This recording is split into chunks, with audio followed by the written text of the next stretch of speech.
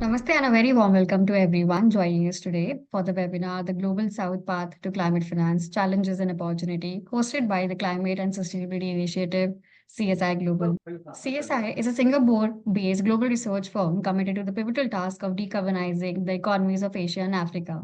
Our core activities revolve around conducting exhaustive research and executing strategic programs across key sectors, including power, transport, industrial, and finance.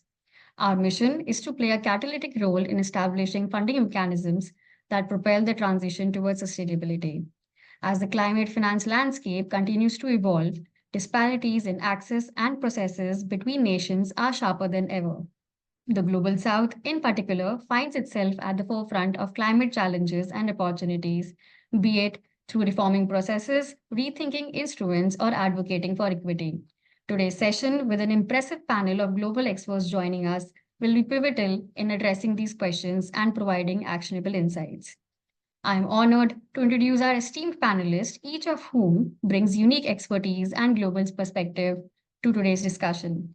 We have Mr. Abhishek Acharya, Director at Ministry of Environment and Climate Change, who has an extensive experience as a finance negotiator for India, championing equitable climate finance policy at global platforms like COP. Ms. Jodi Ann Wang, Global Policy Fellow at the LSE Grantham Research Institute, specializes in examining just transitions and justice in global climate policies, particularly in financing frameworks. Ms. Mutya Yustika, Energy finance specialist at IFA, brings deep knowledge of the energy markets in Indonesia and Southeast Asia, focusing on transitioning to renewables while navigating financial complexities. We have Dr. Oldman Koboto, MEA coordinator at the African Union, who has dedicated his career to environmental governance and capacity building, advancing multilateral partnerships across Africa. Mr. Shobhik Biswas, who is the Commonwealth Regional Climate Finance Advisor for Asia Pacific at the Commonwealth Secretariat, who has spent 2 decades supporting nations in strengthening institutional access to climate finance for effective climate action. A very warm welcome to our distinguished panel with diverse experiences who will help us navigate the multifaceted challenges of climate finance today. In today's discussion, we will focus on three key areas. Number one, processes. Examining concerns around conferences like COP30, which will happen in Brazil in 2025, and exploring what reforms the Global South must advocate for in future negotiations to ensure equitable representation. Second, instruments. Evaluating the tools available for public versus private financing, grants versus loans, and assessing their suitability for economies of varying scales. Third, equity in climate finance. Here, we'll discuss the actionable strategies to secure access for the Global South while promoting equitable funding, capacity building, and policy innovation. Following our panel discussion, we will open the floor for audience Q&A. So I encourage you to share your questions using the chat feature during the session. Now, I would like to pass it on to our session moderator, Mr. Vaibhav Pratap Singh, Executive Director at CSI. Over to you, Vaibhav.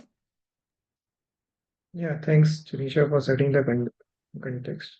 So we have a very diverse panel over here. Dr. Koboto representing Africa, Somik representing Pacific, Jodi Ann is a researcher based out of LSE, Mutia represents Indonesian interest, and our very own Abhishek, who represents Indian interest and as Tanisha mentioned, has been there at several of these negotiations. Negotiation, a word as per this dictionary, is a dialogue between two or more parties to resolve points of differences, representation of common interests, or and we recently had this COP, which is a almost 198 or 97 countries plus EU being represented for with various interests.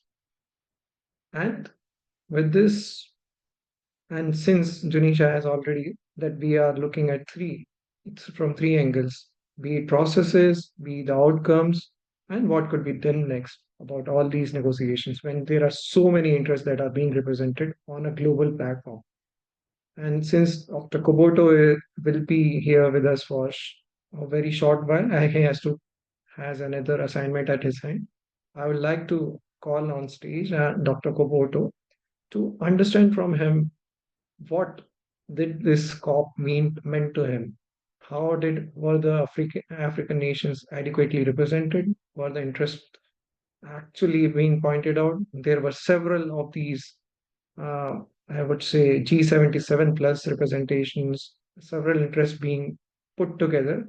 But the end, when India was one of the first to say that some red flags were raised, was it the same with African nations? And how would he comment upon the processes since he has been a part of so many of these? Over to you, Dr. Kaboto. Thank you very much, Sai, and thank you everyone who has graced this session. I'm also quite pleased to be here and honored, in fact, to share the African perspectives on how we see the process unfolding. As to whether the African continent is well represented in terms of representation, I can say yes. They are, increasingly quite a number of experts in different areas and thematic areas that are being negotiated. As to whether there is sufficient capacity to be able to maneuver the complex negotiation landscape is another thing. Because representation is often um, an issue that is left for the member states themselves to nominate who represent their countries. In some instances, we have found key negotiators whom they have built capacity over the number of years missing in action because their countries, they have not nominated them to participate. But due to the sovereignty issues, it becomes extremely difficult. But what we do as the African Union during the coordination meetings in preparation for this COPs is to keep on lobbying the member states to ensure that they send the right personnel with the right expertise to these negotiations, because we understand the complexities that they take. But as to whether our concerns as the African continent are taken into account, we cannot say with utmost confidence that we are happy with the direction that the negotiations are taking. Of course, there are some of the positive things that came out of COP29, but we cannot say wholesomely that we are satisfied with that, because there are still quite some fundamentals that needs to be addressed, where we are seeing some sort of reluctance in going in that direction, particularly in honoring the commitments that our partners have committed to. We have the new collective quantified goal on climate finance, for example, where it is estimated that Africa requires about $1.3 trillion dollars. But so far, in terms of climate finance, Africa is receiving about 3 to 4% only in totality. So you can clearly see,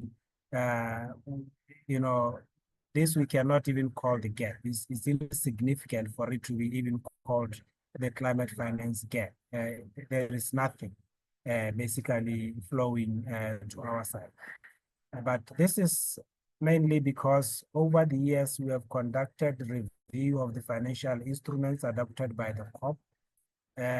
We have pondered on the barriers for accessing climate finance just since the Copenhagen Accord that first came out with the 100 billion pledges to until we established the Green Climate Fund.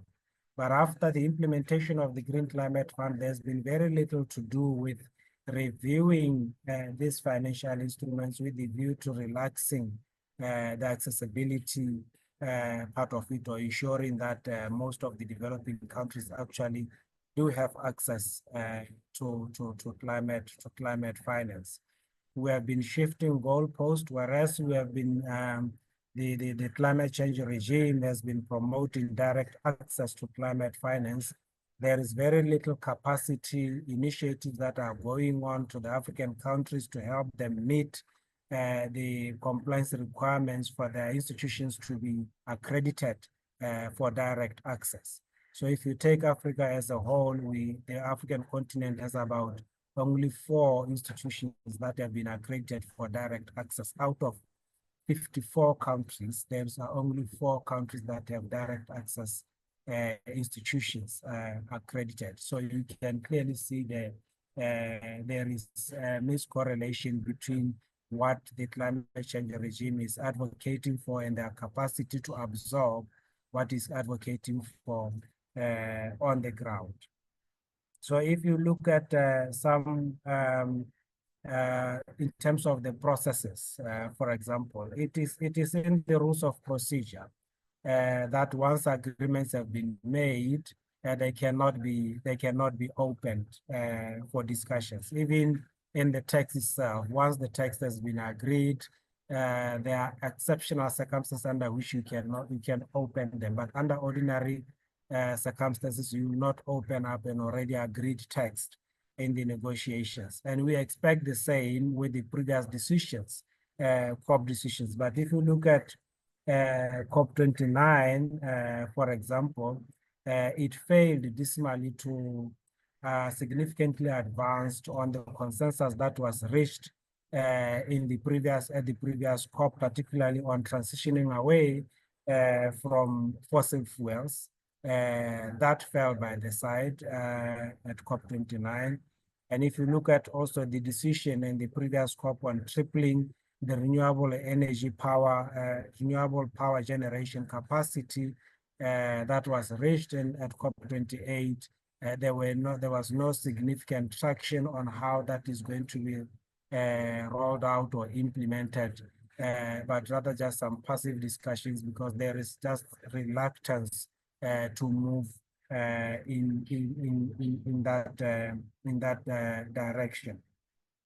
But on the positives, yes, we see there were agreements on the rules for international carbon markets that were agreed on at COP29. The rules for country-to-country carbon trading were also established. That also a positive because it allows the parties to actively now use their natural resources or their carbon stocks on the ground to generate income.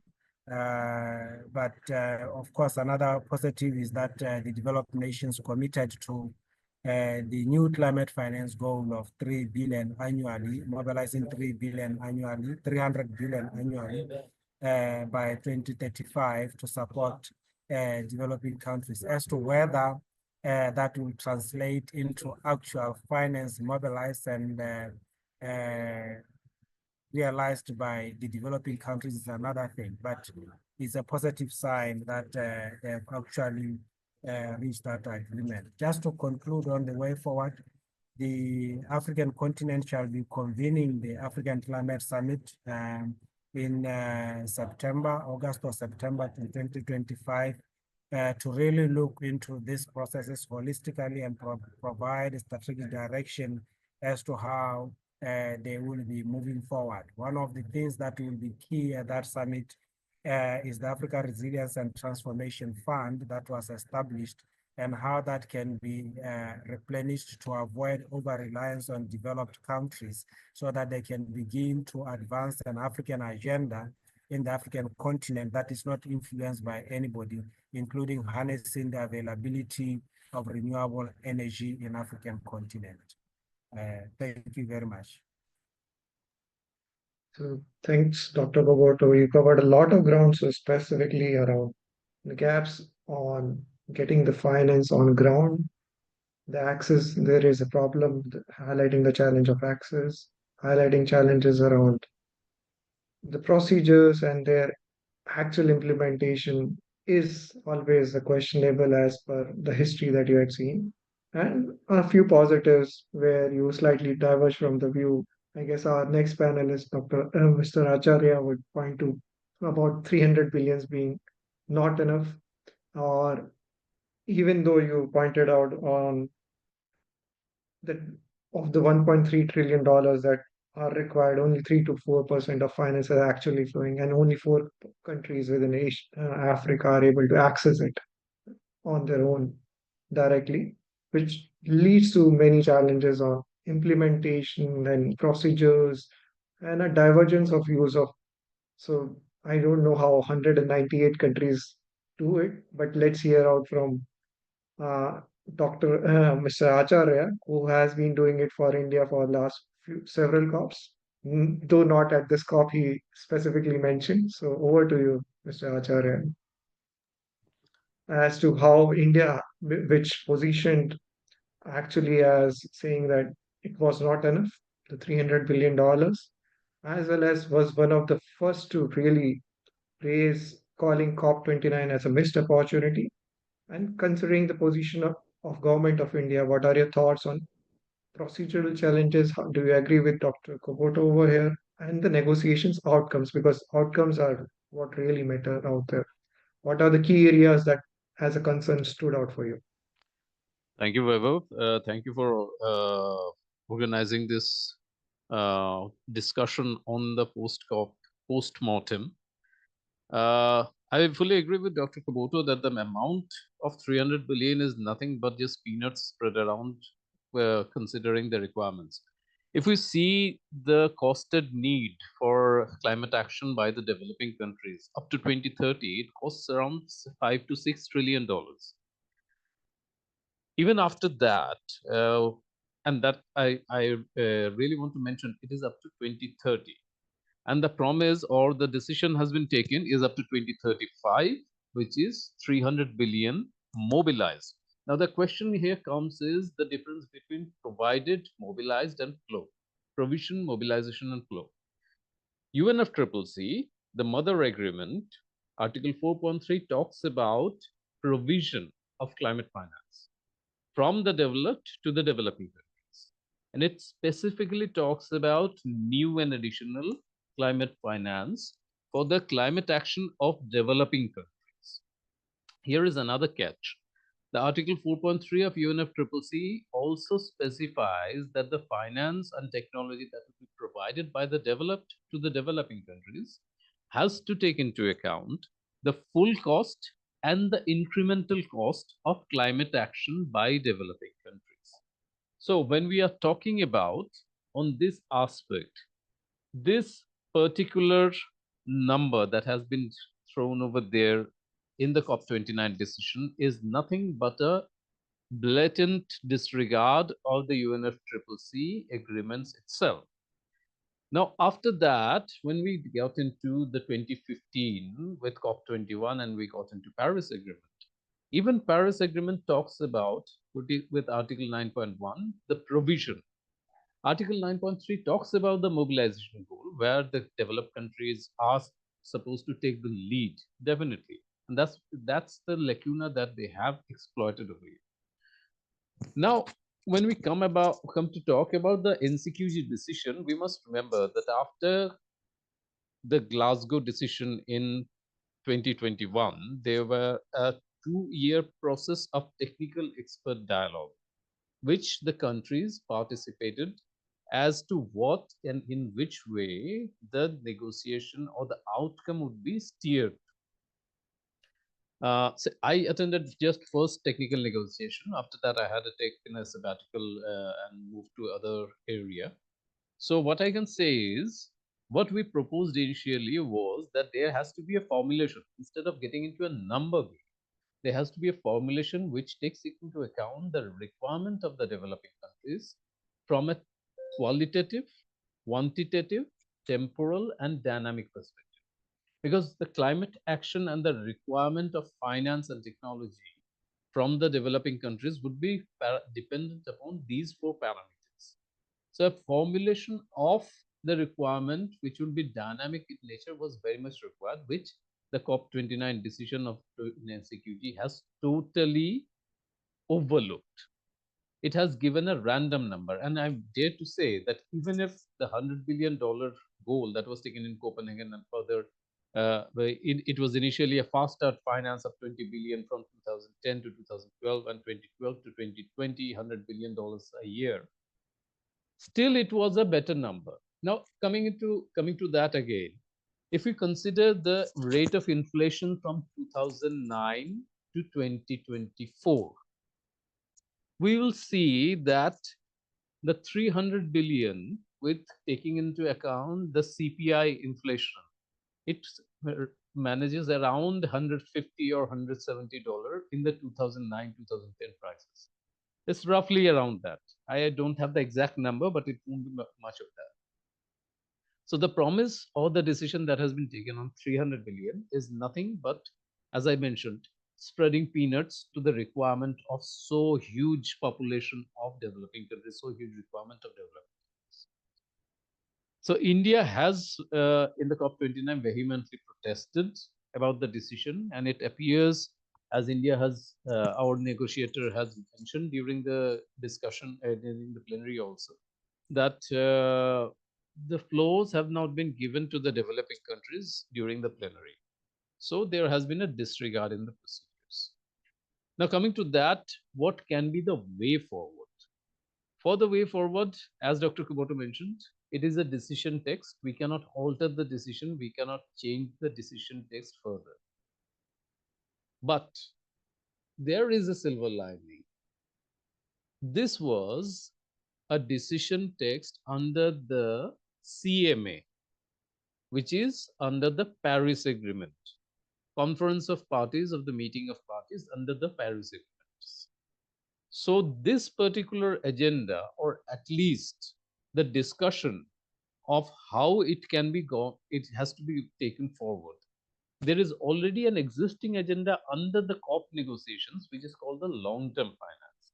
And the long-term finance generated around 2014 or 2012, I think, if I remember correctly. And the long-term finance work process, after a long battle in COP25 and COP26, we had secured that the long-term finance process has to continue. And long-term, as we know in economics, is not a defined time.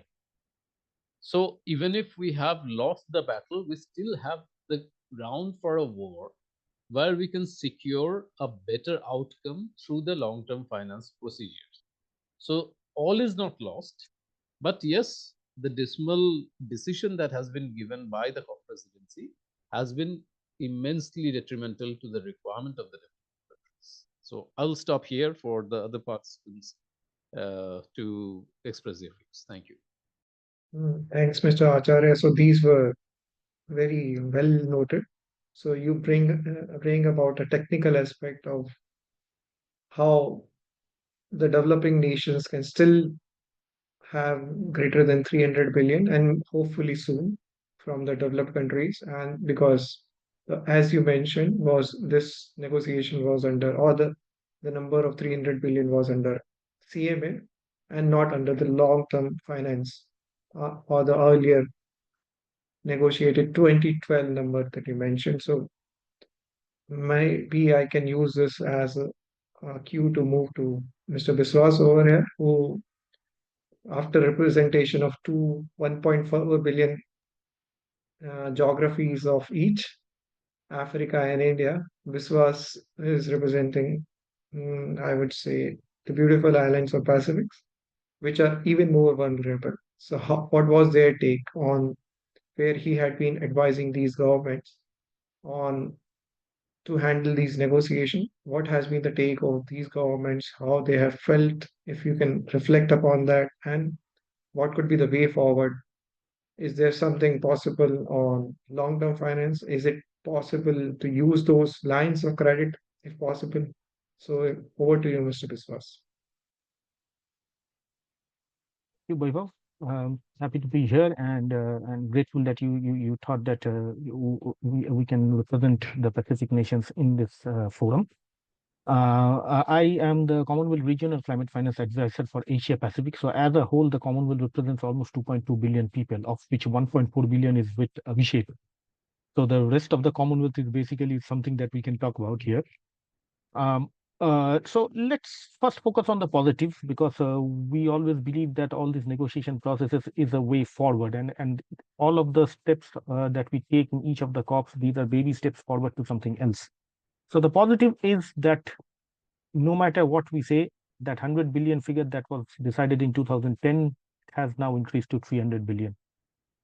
And the only other positive thing that comes out from the NCQG text is the question on access, and I believe it was in paragraph 24B of the NCQG text where the Adaptation Fund, the GCF, and the JEF, they have been all asked to simplify and harmonize application processes for approving the concept notes and the project proposals. So probably that would move into something else. And at in a few months' time, we might be seeing a lot of movements on those things. On the access part, GCF under new leadership now is actually targeting 9 months project approval and 6 months and 6 months timeline for disbursal of funds after the project is approved. So if these things happen, we will be shortening the timeline by almost from 4 or 5 years to maybe 2 years for particular projects. I was incidentally the team lead for submitting the first GCF project proposal from India, from Orissa, and it took us almost 2.5 years to get it through the cycle, and then the signing of the agreement itself took another couple of years almost. So if those harmonizing part comes into play, I think that's one of the things that that would be helpful. Now on the well, not exactly the negative part, but where more could have been done in the COP processes. I agree with both Abhishek and Ulvan that it's a missed opportunity. Now, if you look at the NCQG text itself, it's a 6-page text, and the word decides appear, I think, only about 7 times in the entire text. So most of the other things are encourages, looks into notes and such kind of things, you know. So decides it's only 7 places. And if you look at the fine print of the NCQG, then certain things would probably strike out. And those things are, let's say, for example, it talks about counting all climate-related outflows and climate-related finance by MDBs. Now, what it essentially means is that if you want to show that 300 billion is flowing to your country, then you can not only take into account what the specific climate funds are doing, but all other climate-related investments and climate-linked investments that can be put in. Now, if you look at World Bank procedures nowadays, you will see that even if it's money coming for irrigation projects, let's say somewhere, then it's linked to climate resilient agriculture practices and such. So when you are going to note it, in a couple of years down the line, those ODA assistances, those loans that were coming in, those will also be accounted within the 300 billion. So it would be very difficult to identify whether it's a new finance that is coming in or an old finance which is being repackaged into something else. So that's one. Then, if you look into paragraph 14, it acknowledges that countries from the global south, countries like the Pacific, which are of very small GDP numbers. Maybe if you look at per capita, then it would be a huge figure. But if you look at the total GDP, these are very small countries, and any one shock event could alter the dynamics of the country completely. So, if you look at those countries, acknowledges that all these countries are looking for grant or concessional loan-based financings and so on, so highly concessional financing. Then, in the immediate next paragraph, it talks about guarantee arrangements and pari passu arrangements and so on and so forth, which are basically linked to debt arrangements. So, the text itself gives you contradictory signals that what it is talking about. So that's again one of the missed opportunities on focusing on not focusing on the SIDS or the Africa perspectives, where grant and concessional financing would have been the most helpful to push this thing forward. Then, of course, both Olman and Abhishek has mentioned on the 300 billion vis-a-vis the 1.3 trillion that was asked for. And if you look at the text itself, this is something that we call as a strategic ambiguity in this text. So it does not talk about anything about that 1.3 trillion to be achieved or anything. It says that encourages to reach. It's the same strategic ambiguity that you keep that we had kept in the Paris Agreement when we decided on 2 degrees centigrade rise, but encouraged countries to keep it below 1.5 degree. You know, so it's the same strategic ambiguity, and I think it's a it's basically a a compromise agreement where you try to fit in the information received from all the parties into a text, which sort of satisfies none, but also not directly opposes any. So it's a very difficult text to, I would say, digest. Then it also asks, it shifts the focus from money coming in from developed country to developing countries to LDCs to states, and it says that it encourages all countries to bring forward their contributions to South-South collaborations and other things. So essentially what it says is, if I take the example of the Pacific, so PNG and Fiji, which are the bigger countries there, they are required to move some money out to, let's say, Tuvalu or Vanuatu or Solomon Islands. So this makes the situation very precarious. I mean, at one point of time, we were fighting for money to come in from developing countries to from developed countries to developing countries. Now we are being asked in a very subtle way to take care of our own needs, and then may or may not the money might come in. We do not know what is going to happen. The other point that I would like to highlight is that going back on the earlier decisions that happened in the COP, we have seen that the 100 billion goal that was decided earlier, well, in my opinion, we never fulfilled that goal. But if you look at the global stocktake, you see that that 100 billion goal has been reached and so on, so forth. But there have been arguments about how it has been monitored and how it has been measured and what finances have been included in that 100 billion goal. So what it shows is, and we reached that goal only in 2022, which we are supposed to reach back in 2017, right? So if you look at it that way, if there is no strict monitoring on this, even on this 300 billion goal, then we are never going to achieve that. We are never going to put that pressure on. Now, in the NCQG decision text, it says that the Standing Committee of Finance would biennially look into the implementation of the decision, and that by that monitoring of the climate finance will start from 2028. So we are now standing in 2024. So by the time we come to the first biennial report in 2028, we have already lost 4 years, and we are very close to 2030 now. Now, Abhishek mentioned a point that that the present NDC targets were targeted up to 2030, and that itself was up at 5.1 trillion, the total costed NDC. Now, if we are going to do a first monitoring in 28, I can assure you that we are not going to meet any of that 300 billion target by 2030 or by 2035, because that is how the processes move, slowly, but maybe some way forward. Now, in all this, I think the biggest loss is not on the lines of the text or the subtext and so on. I think the biggest loss is that the COP is no longer a party-driven approach. If you look at the last 2 COPs, you will see that decisions have been pushed through by the COP presidency without the parties being on board. And this time, of course, India, Cuba, Nigeria, and I think Bolivia, as well as the LDC groups, they all protested the decision, and they said we do not accept this decision on the NCQG. Now, earlier, there has been an example from Bolivia in 2010 when the GCF was adopted. Now, that has stayed as a footnote now. So all this hue and cry about India's protest and Nigeria supporting India and Cuba supporting India, the goal has been, the text has still been adopted.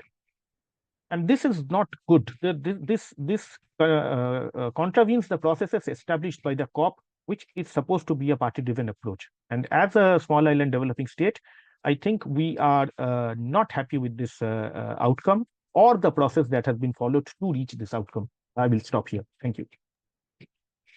Thank you, Mr. Biswas. So that was really enlightening of you to present the view of the small island developing nations and the specific nuances around. Firstly, talking about the positives around what has happened right and how the access to fund may become easier because of improvement in the application processes as have been mentioned over there, but critical questions around the transparency in the processes. I would say processes one thing is to have processes, but the outcomes being driven by a few parties, as you pointed out, is an important aspect. And while one of the agenda, one of the instances or one of the texts says that it is all about common but differentiated responsibility. So with this, I would like to bring in Jody and into the conversation. She has been quite vocal about the equity in the processes or the lack of equity in the processes and how she views it. She recently wrote an article, so I would also ask the participants if they can take a look at it. And so, Jody, over to you to how you saw the outcome of the process and what has happened, specifically through your lens of research, and what could happen better if possible. So, Jody, and over to you. Thank you. And thanks so much for having me. The previous panelists all touched on kind of the operational lacks as well as the procedural kind of inequities and the lack of leadership or facilitation or violation of procedures that led to this outcome. And from my perspective, indeed, I agree with them. COP29 in some part felt like a performance that aimed at maintaining the existing power plays and power dynamics between global north and global south, as opposed to actually coming together to solve this imminent crisis. We saw kind of very binary and dichotomized approaches on climate finance from a few different perspectives, with it was seeming that the global north countries came in negotiating not to have a deal, but to be a facilitator for further private finance to come in. Whereas developing countries saw the climate finance negotiations as something that pointed to historical responsibilities, pointed to common but differentiated responsibilities, pointed to the principle of equity. So in a way, there were kind of two paradigms that were clashing, and the NCQG negotiations, as well as other COP29 agenda items, was just the latest kind of expose of the systemic inequity that had been at play since the UNFCCC, and particularly kind of elevated during the Copenhagen era, where some of the finance language became kind of materialized in texts.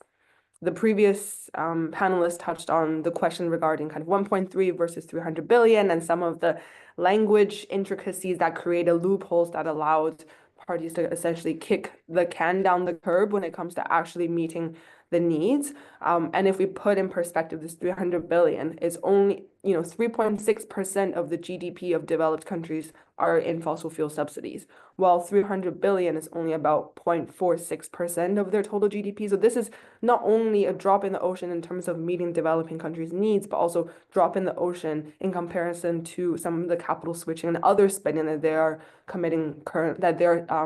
providing currently that goes against climate solutions. I think one positive aspect with the NCQG outcome was acknowledge of equity elements, particularly around debt distress, cost of capital, the importance of grants and concessional support, the need to reform the international financial architecture. These are good, but the outcome, the final outcome with a number actually contradicts these needs that are then also stated in the paper. And that brings me to my next point about what type of money is being discussed, right? We talked about private versus grants and highly concessional finance.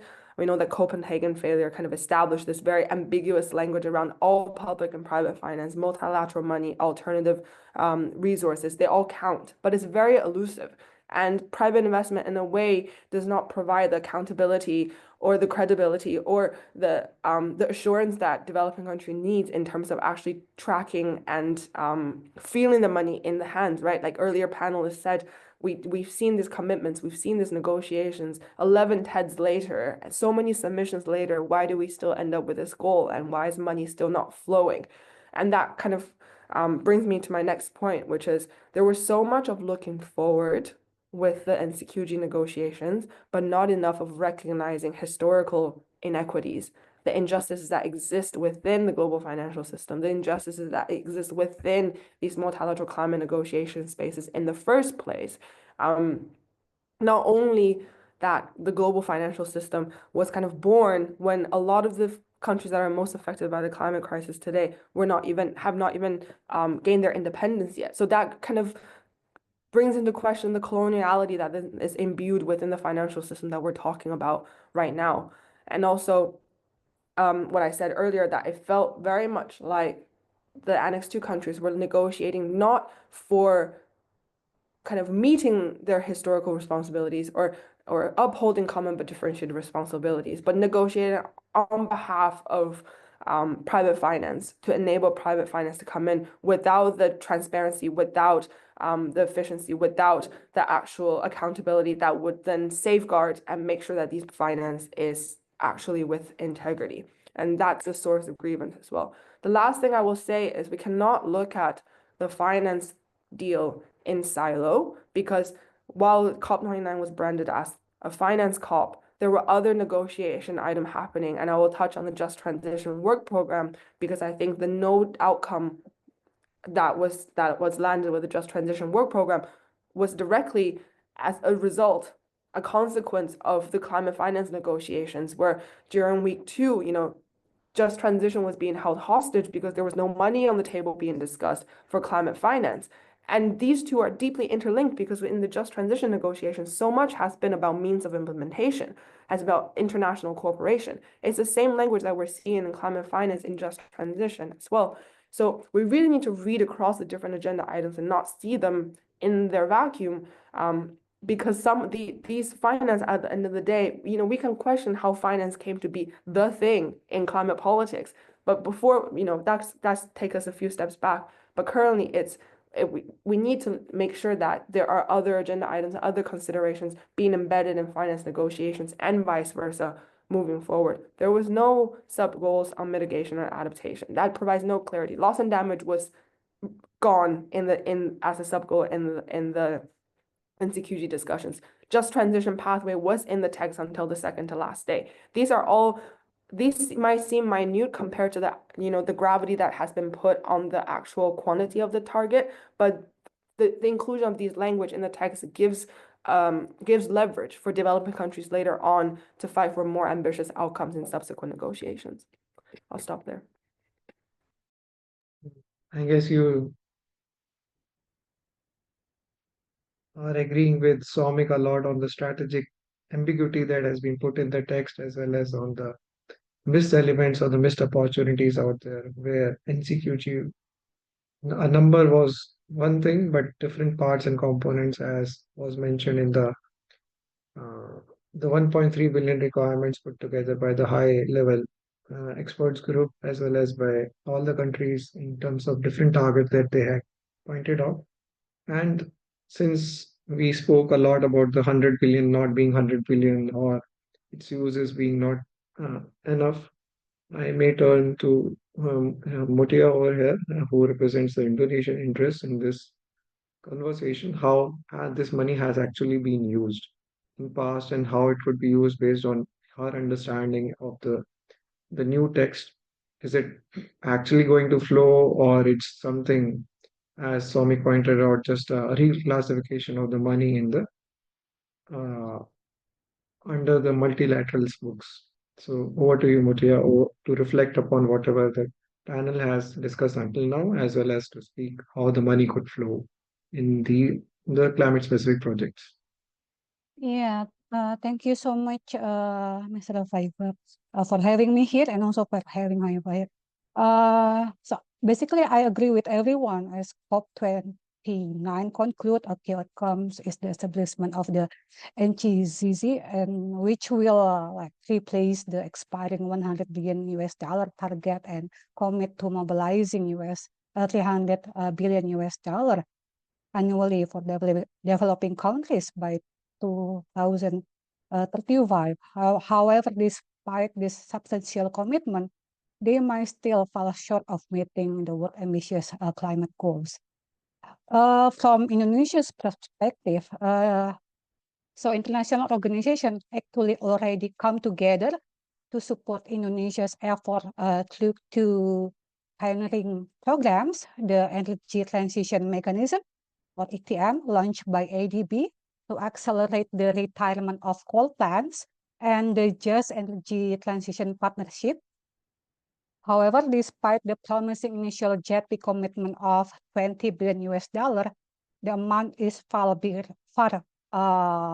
below what is needed for Indonesia to achieve its target.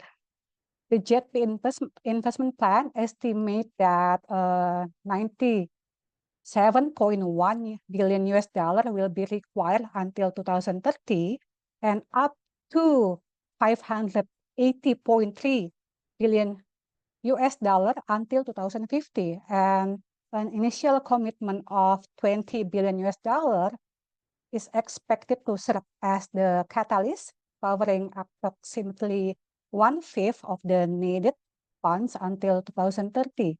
And the JETP aim to exceed Indonesia's NDC target and would like to achieve net zero emission in the power sector by 2050, 10 years ahead of the NDC target. So while JETP was initially hailed as a game changer, the quantum of funding finalized so far under the JETP mechanism is underwhelming. The commitment JETP funding is still far below what is needed to finance Indonesia energy transition effort. The grant funding is only like 2.6% amounting of 295 million US dollar from the total of 10 billion US dollar initial commitment of IPG. And the worst thing, I think, most of the JETP fund are expected to come in as loan. So high financing costs remain as a significant barrier to scaling up clean energy project, raising concern about the initiative ability to send a signal strong will and financial support to domestic stakeholders and ultimately unlock the green energy transition.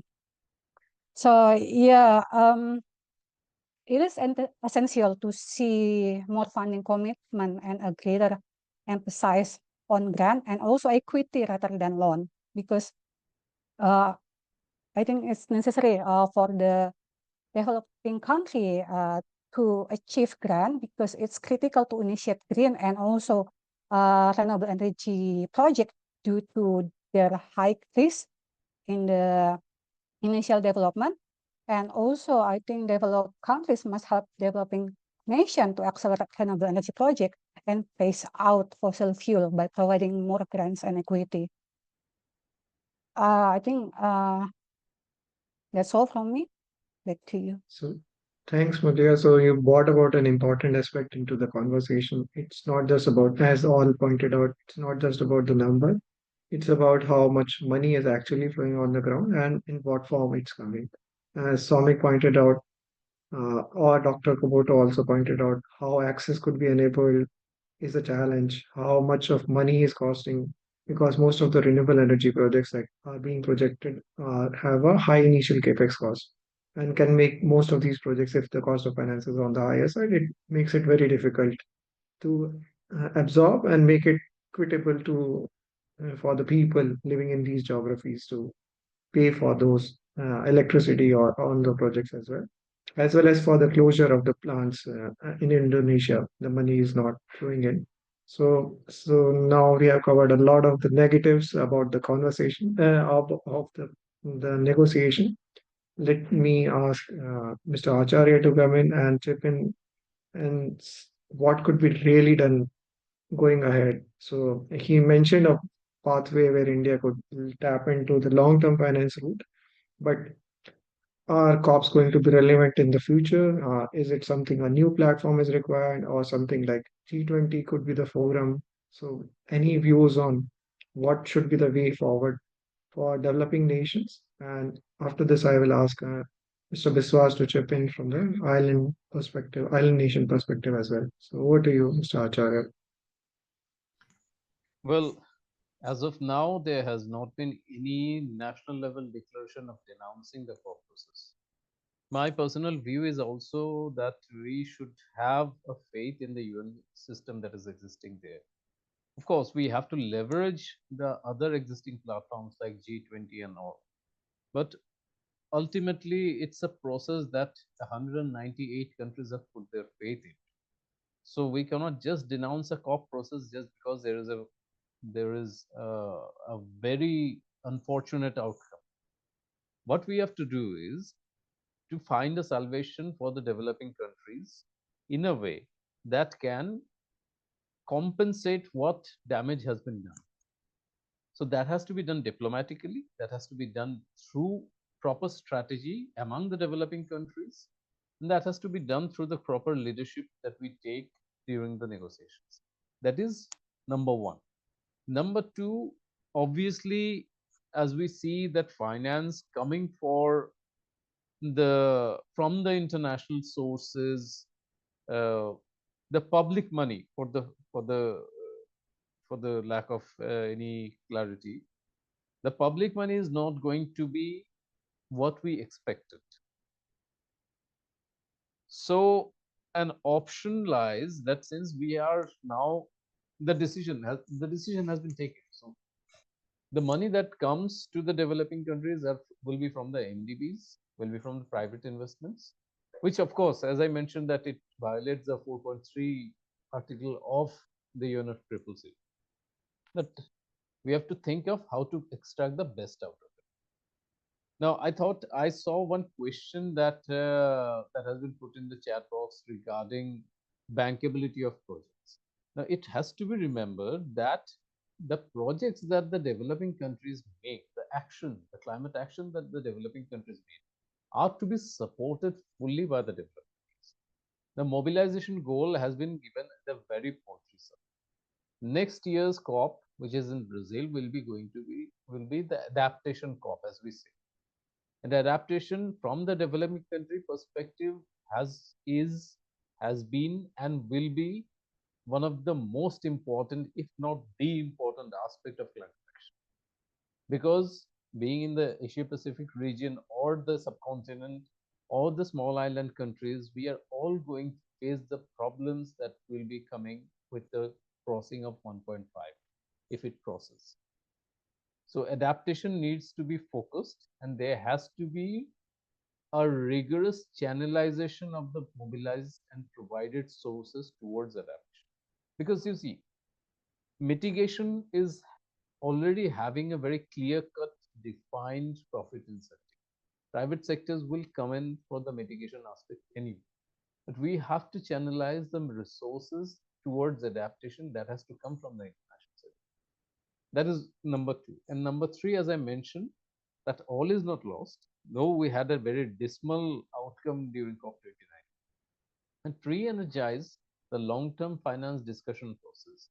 The countries can take a call on that. And of course, through that, we can get into another outcome through another process that not only confirms with the UNFCCC, but also the Paris Agreement 9.1. So these aspects need to be thought about. And as I mentioned, we have to strategize among our developing countries, among the global south, very strict, very cautiously, and very with a real good outcome approach. So that's what we need to coordinate among our the developing countries concerned. Thanks, Mr. Acharya. So thanks a lot for coming out with the three-stage plan. Now let's focus on adaptation. All is not lost, and it's important that we keep faith in the process that has been working for last 29 or 30 years and has served well enough both the developing and the developed nations. And it's, I guess, one of the how we can say we can look into the eyes of our future generation is how this current generation performed upon it, what they actually led to. And but let me bring in Mr. Biswas into the conversation and ask him, do you agree with Mr. Acharya on all these 3 points? You would like to add, you want to say that this may not work for a small island nation. So over to you, Mr. Biswas, and as to how the process could be taken forward, or if not, what are your views? Yeah, thank you, Vaibhav. Yeah, of course, I mean, there is no disagreement between Abhishek and myself on the points that he has mentioned. Adaptation has to be the crux of the issue which is going to be taken up next year. As Abhishek already mentioned, that money flowing to mitigation is not a problem. Mitigation has the profit angle attached to it. And if you look at the entire climate finance flow that happens nowadays, if you look at, if you analyze it, you will find that most of the money is coming from the private sector and going towards mitigation projects in renewable energy and transportation. So these are the areas which the private sector will take care of. Now, when we are coming to adaptation has no revenue angle to it. So more money from public sources have to go towards adaptation financing. And that is where the crux of the issue is. So, and adaptation financing, when we are talking about that, we need to understand how much money goes to which of these countries. Now, if you look at the Pacific SIDS from that angle, only 1% of total climate finance flows to the SIDS. 1%. Now, if you and these are the island states. I don't know whether any of you have ever visited Tuvalu. I have been to Tuvalu, and you can actually see the island sinking. Every time there is a high tide, the part of an island submerges, and that is how they are staying there. And that cannot happen through long negotiations and other things. Certain actions has to be taken now. So while the processes of the COP, we'll have to keep faith on the process of COP, but we also need to understand the urgency that the small island developing states are bringing to the table. I agree that we cannot discard the entire process. Now, I always jokingly say that me and my wife cannot agree on the color of the curtain that I am going to buy. How can I expect 198 countries, 197 countries to come together to agree on something very fast? It will be a slow process, but we need to keep on moving forward. I would like to quote somebody from Pakistan. I think she was the ex-environment minister from Pakistan in Egypt when we were discussing on the loss and damage fund and the loss and damage agenda, and it was not there, and we were trying to force it. Somebody asked her that, would you be walking away from the COP? And she gave a very interesting answer. She said that, look, we are diplomats, so we do not walk away. We walk a different path. And that is what we need to do. We cannot walk away from the process, but within the process, we need to find which path takes us where. From the SIDS perspective, what I would like to highlight is that we have very limited capabilities in terms of numbers of people who can represent us as well. So there are maybe 4 people in the entire country who is going to the COP, has to negotiate on maybe 15 topics. That is not possible. That is not humanly possible. That is not physically possible. So we need more support towards going to those negotiations and making our voices heard. And that takes funding, that takes maybe the South-South collaboration that the NCQG text is mentioning. And it also requires a lot of leadership from countries like India and China and G77 plus China groups and AOCs and AGNs, where our voices can be channeled through these larger partners, so that it takes a lot of weight when it goes to the other side. Otherwise, I mean, would you be able to point out where Nauru is in the global map? If you open it up, you cannot even find that, and it has only 9,000 people. It has no voice. So that is where we depend on partners like India or China and the G77 plus China group or the G20 group, and those are the groups that we have to put our faith on and to take this decision further. Thank you. Thanks, Mr. Biswas. So we are already over time, so I would seek a request from the panelists and attendees if we can extend it by another 5 minutes and have both Jody and Mutia have their final say on what is the way forward. So do you agree with the both Somik, Abhishek over here, and is there a different path that the countries can take, or the negotiators from these countries of the developing worlds can take, or something? What is the something that needs to change? So Jody, hand over to you, and please keep it short so we can have Mutia as well. I think the first thing is what I said earlier, is how do we make sure that agenda items do not remain in silos, but are read across, and we understand the knock-on effects of failures and successes in one negotiation item and the spillover that it can have on others. And the second thing is there is a roadmap that will be developed between now and Belém. There's a lot of expectations around what it should contain, but it's another opportunity to push for integrity around the finance outcomes when we're talking about transparency and access and efficiency of the money and what counts, what doesn't, and how do we get from 300 billion to 1.3. That's, it's a huge number and a huge jump, and there's a lot that can still be pushed, so we shouldn't lose faith in that. And then this third thing is inevitably there's going to be a mix of different types of financing coming into the mix to make this goal happen. So now I'm much more interested in looking at then how do we design policies at a national level that ensure accountability, that ensure that the private financing has integrity, and that the money that is actually flowing is accounted for and tracked properly and reported on. And the next round of NDCs, Simon Steele keeps saying that NDCs should be investable. I want to see kind of what that looks like, and I think there's a lot of anticipation that can be had around when the new rounds of NDCs come out, and how much language on justice and financing needs are articulated in those texts as well. Yeah, thanks, Jody. And over to you, Mutia, to reflect, to have your final say on the topic and So, the yeah, yeah.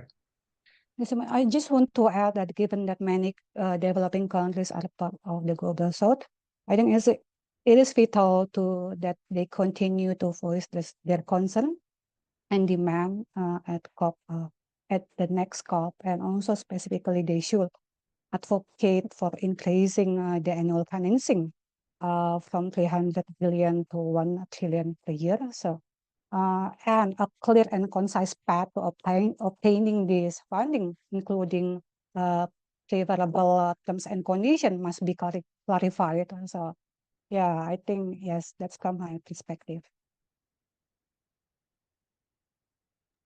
Thanks, Mutia, and thanks all the panelists for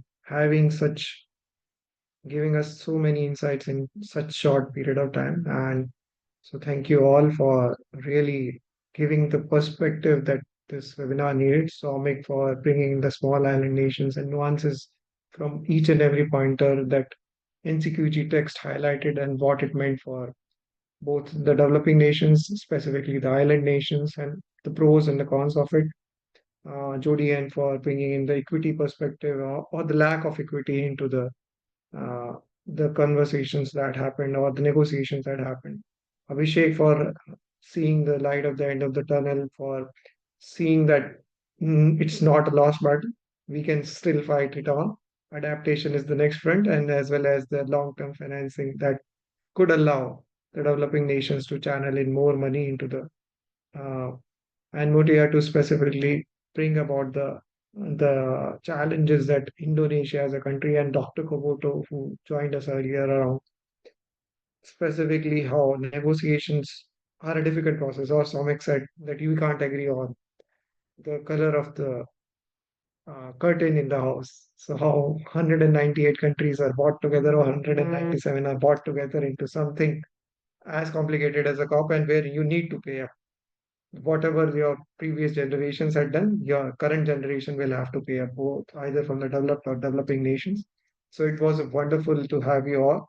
So how to make sure for a world economy which is only $100 trillion to come up with 1.3 trillion dollars for developing nations, where their interests, how to make sure that those interests are actually represented on both sides. So it takes two to tango, and here it takes 198 to party at something called COP. So thanks a lot for all joining. Over to you, Janisha, for the final. I guess we are all. Yeah, please. Over to you, Janisha. As we close this insightful discussion, I would like to extend my heartfelt thanks to our incredible panelists for sharing their experiences, expertise, and solutions today.